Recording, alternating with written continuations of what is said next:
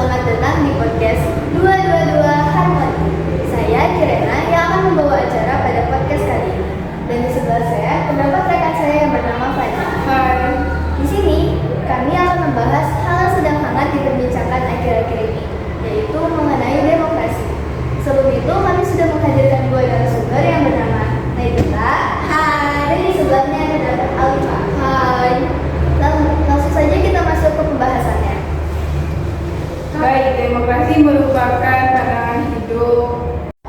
Nah, demokrasi kan kita temui nih di mana-mana aja, nggak cuma di dunia politik, tapi selalu berkaitan dengan kehidupan sehari-hari kita. Seperti contohnya ketika kalian berdiskusi dengan saudara kalian untuk mengambil keputusan dalam mengerjakan pekerjaan rumah kalian, dan contoh lainnya ketika kalian membuat kesepakatan kelas bersama.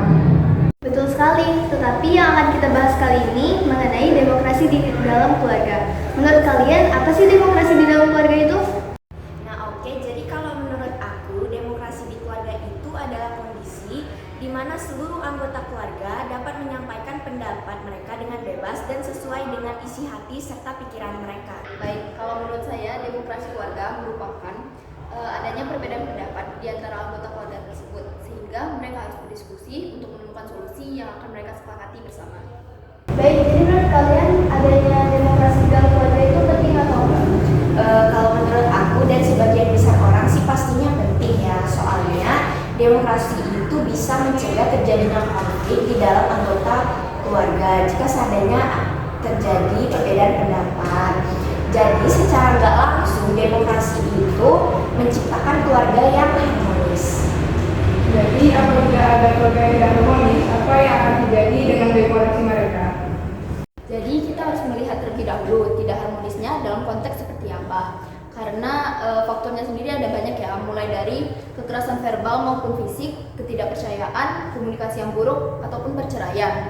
Nah, otomatis karena faktornya banyak, jadi dampaknya juga banyak. Namun umumnya pada keluarga yang harmonis, demokrasinya tidak berjalan dengan baik. Hal tersebut dapat terjadi karena orang tua yang sudah diajak berkompromi ataupun suka menyepelekan pendapat anaknya karena mereka menganggap diri mereka lebih tahu.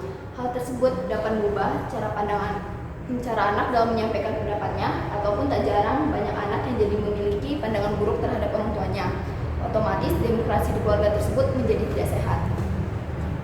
Oke, aku setuju banget sama pendapat Alifa karena orang tua itu memang harus mengambil keputusan yang bijak dan gak mengedepankan egonya masing-masing, karena jika kita mengambil keputusan yang hanya mengedepankan sepihak saja, itu bisa membuat demokrasi di keluarga tersebut tidak sehat. Kalau misalnya di keluarga kalian terjadi demokrasi yang tidak sehat, seperti pengambilan keputusan secara sepihak, nah langkah apa yang akan kalian ambil? Ya kalau kalian diem aja nggak mungkin dong, soalnya kan gak enak kalau ada di posisi kayak gitu. Oke, jadi kalau saya sebagai anak, sebenarnya nggak banyak hal yang bisa saya lakukan selain mengungkapkan ketidaknyamanan saya.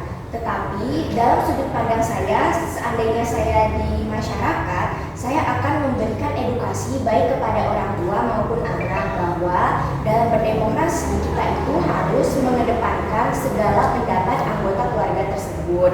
Boleh dijelasin nggak maksud dari ternyata bahwa bisa? Misalnya ada seorang anak yang ingin berkuliah di luar negeri, namun seorang orang tua tidak mengizinkan karena ragu akan potensi anaknya, sehingga anak tersebut merasa kecewa dan tanpa mempedulikan tanggapan orang tuanya, ia bisa sendiri untuk mencari beasiswa, dan ia berhasil mendapatkan beasiswa tersebut. Dan barulah orang tua percaya terhadap potensi yang anaknya miliki dan mengizinkan anaknya untuk berkuliah di luar negeri. Baik, jadi intinya harus ada upaya yang kita lakukan untuk perubahan dalam situasi tersebut, dan orang tua tidak boleh mengambil terlalu cepat keputusan secara sepihak. Ada nggak dari kalian yang pengen menyampaikan pendapatnya untuk orang tua di luar sana? Boleh aku aja? Baik, untuk orang tua di luar sana, saya ingin menyatakan bahwa penting sekali untuk menciptakan demokrasi yang sehat di keluarga kita. Dengan begitu, tidak akan terjadi konflik dan rasa kekecewaan yang dialami oleh salah satu anggota keluarga lainnya. Dan juga kita harus mengambil keputusan yang menguntungkan segala anggota keluarga dan tidak menciptakan minoritas salah satu anggota keluarga tersebut. Dan juga orang tua harus mengetahui bahwa setiap anak memiliki harapan yang tentunya ini didengar dan didukung penuh oleh orang tua mereka. Orang tua haruslah menjalankan tugas mereka sebagaimana mestinya dan mendukung penuh harapan sang anak. Begitu saja motivasi yang dapat saya sampaikan.